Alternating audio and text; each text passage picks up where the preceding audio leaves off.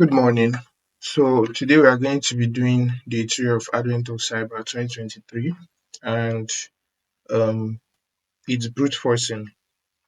So let's just start the machine and read through what we're supposed to do. So everyone was shocked to discover that several critical systems were locked, but the chaos didn't end there. The doors, the IT rooms, and related network infrastructure were also locked. Adding to the mayhem during the lockdown, the doors closed suddenly on Detective Frost Hill. I don't know if I'm pronouncing that right. As he tried to escape, his no arm got caught and he ended up losing it. Wow, that's crazy. He's now determined to catch the perpetrator no matter the cost. It seems that whoever did this had one goal: to disrupt business operations and stop gifts from being delivered on time. Now, the team was resolved to back up tapes to recover the systems. To their surprise, they found out that they can't unlock the item door. The password to access the control systems has been changed. The only solution is to hack back in to retrieve the backup tapes. Hmm. Learning objectives. After completing the task, blah blah blah, we'll learn how to we'll understand password complexity. We'll know how the possible number of combinations affect the feasibility of brute force attacks, and then learn how to generate password combinations using Crunch, and then brute forcing using Hydra, or should we call it, yeah, brute forcing. Feasibility of brute force. Let's just go straight here. Counting the pin codes. How many systems rely on pin codes or passwords to authenticate users? So authentication means providing a user's identity. So in cybersecurity, there's authentication and authorization. So you authenticate by providing various forms of authentication. It could be what you know, it could be who you are, it could be what you have. So what you know could be like your password or your PIN. Who you are is like you in biometrics, right? And then what you have is like a card, right? Like your debit card or credit card when you put it in the ATM, right? Now, such systems can be an easy target for all sorts of attacks unless proper measures are taken. Also, we didn't talk about authorization. Authorization is permission to access a certain resource on the network, for instance. So you can be authenticated, but are you authorized to, for instance, open a file? Right? Are you authorized to edit a file? Do you get? So that's the difference between authorization and authentication. In authorization, they would make use of ACLs, access control lists that would usually check, um, you know, I think both of them make use of ACLs. It will check your your user status, right? And are you, like, for instance, are you an admin or are you just a user? And then they will be able to provision access to a certain network resource. But now let's continue. How many passwords does the attacker have to try, and how long will it take? So consider a scenario where we need to select a PIN code for 4 digits. How many 4-digit PIN codes are here? The total number will be 10,000 different PIN codes. So you start from 0 and end in 99999. I don't know if that makes sense. So it could be 00000, it could be 0001, it could be 0002, down to 9999. I don't know if that makes sense. So mathematically speaking, that's 10 times 10 times 10 times 10, or 10 raised to the power 4 of pin codes, and that's equals to 10,000. Now, let's consider an imaginary scenario where the password is exactly 4 characters, and each character can be a digit, right? So we have 10 digits. It could be an uppercase and then a lowercase character, right? Now, therefore, each character can be one of 62 different choices. I don't know if that makes sense. Now it's getting complex, right? Now, each character can be one of 62 different choices. Why 62? Because we have 26, 26, that's 52, and then 10 digits. That's 62. So each character of your 4 digits, right, has to be like could be one of 62 possible combinations, right? And then consequently, if the password is 4 characters, we can make 62 times 62 times, that's 62 raised to power 4. And then you have 14 million possible combinations. You see how complex it has become all of a sudden. And then if it's a 6 character, you have 56 billion possible combinations. If it's 8, you have 218 trillion. And then it just goes up, and yeah, you get the point. So this is basically uncrackable, in my opinion, anyways. This is basically, I mean, unless you have some crazy rig, some crazy brute forcing rig. And then, I mean, we are talking about just uppercase, lowercase, and digits. We've not added special characters, right? So you get the point. How long does it take to brute force the password? 14 million is a huge number, but we can use a computer system to try out all possible password combinations. That's brute force. If you try a password that takes if trying a password takes 0.001 seconds due to the system throttling, we can only try 1000 passwords per second. Finding the password will only take up to 4 hours, right? That's that's for this for 14 million. Don't know if that makes sense. Now, if you are curious about maths, 62 raised to power 4 times 0.001 is equals to 14,776 seconds necessary to try out all the passwords. Let's keep all this. You get the point. Now let's break our way in. Our machine is already started. Yeah. So generating the throughout the task, we'll use the IP address and the port is 8000, right? Now you notice the display can only show 3 digits, right? So let's just go and check it out and see what they're talking about. Yeah,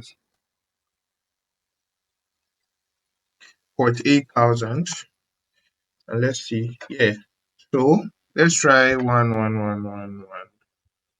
Okay, it's only 3 possible digits we can enter. So that means our possible combinations is 62 raised to power 3, right? Those are no maths, you do the maths. Yeah. So it makes it a little bit easier, or it will be faster for us to, brute force this, right? Now we're going to use Crunch for this, right? Crunch is a script that will generate passwords, right, based on the input we give it. So here now we see that we have 0 to 9, right, on this keypad, and then we have A to F, right? So these are the possible combinations. So that's 4 times 4. Um, what's 4 times 4? That's 16, right? So we have 16 raised to power 3, I think. I don't know, I'm not sure, but I think it's 16 raised to power 3. That is it 16 raised to power 3? What am I saying? Yeah, I think 16 raised to power 3 is the possible combinations. I don't know if I'm wrong, right? So we'll do crunch 3 as in the least number of characters that crunch can generate. We use 3 for the maximum number, right? Then we enter the characters that we want. So here it is 0 to 9 numbers, and then A to F uppercase. Then we'll output this -o to a text file. I don't know if that makes sense. So we're going to do it and see what it would give us. So crunch, it's already installed on my PC.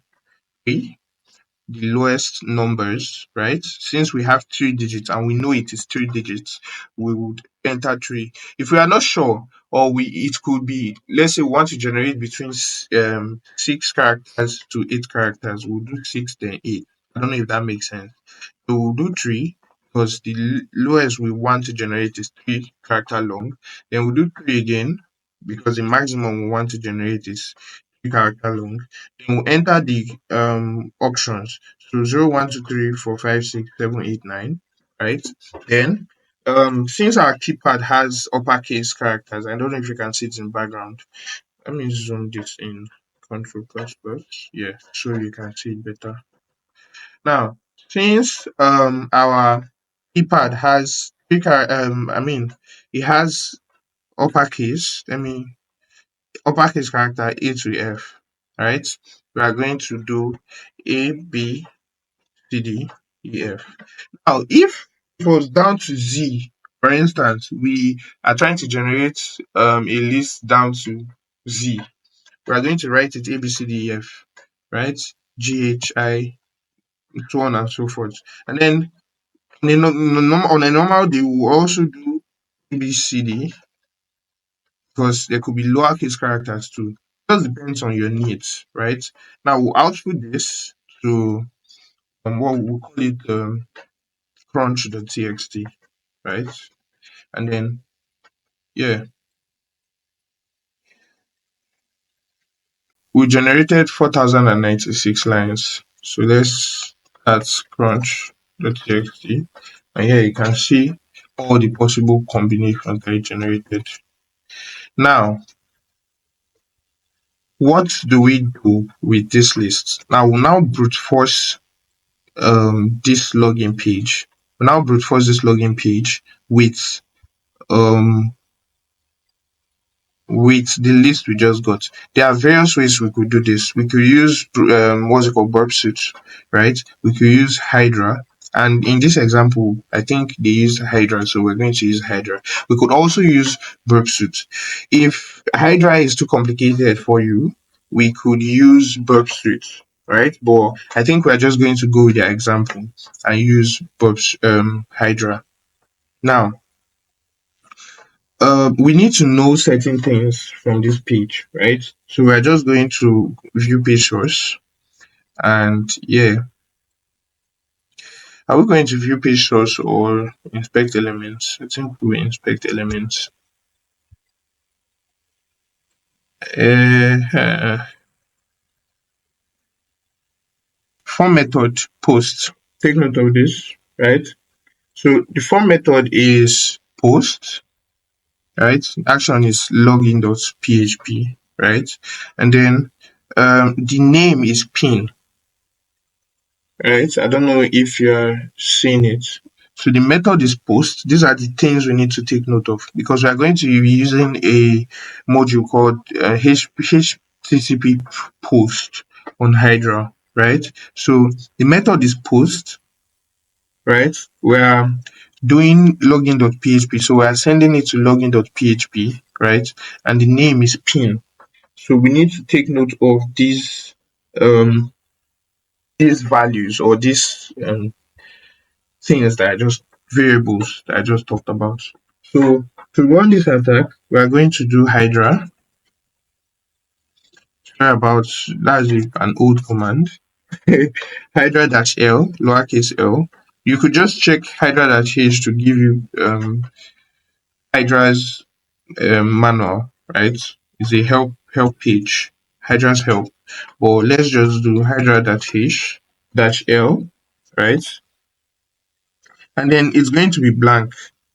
And the reason that it's blank is because this form does not take a login command, right? So let me just type out everything and then I'll explain everything in details. It's hydra-l, then dash p. Sorry for my typing. Let me clear and take it up so you can see what I'm typing. Hydra-l blank dash p. P is crunch.txt, that's the password. Then dash f, then dash v for verbal. Then our machine IP was no. Dash F dash V. Let's copy the machine IP from country T. Yep. then paste that in here, right?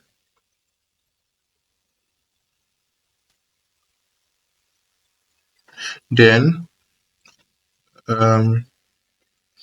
we'll do HTTP post.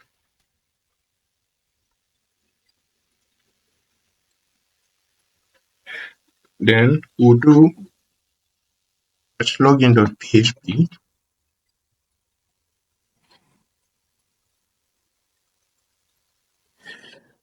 Property. Where's this? My keyboard. Yes.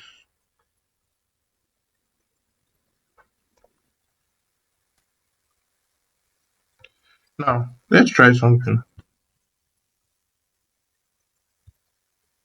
55666. Continue. Access denied. Okay. Do, do, do, do, do, do, do.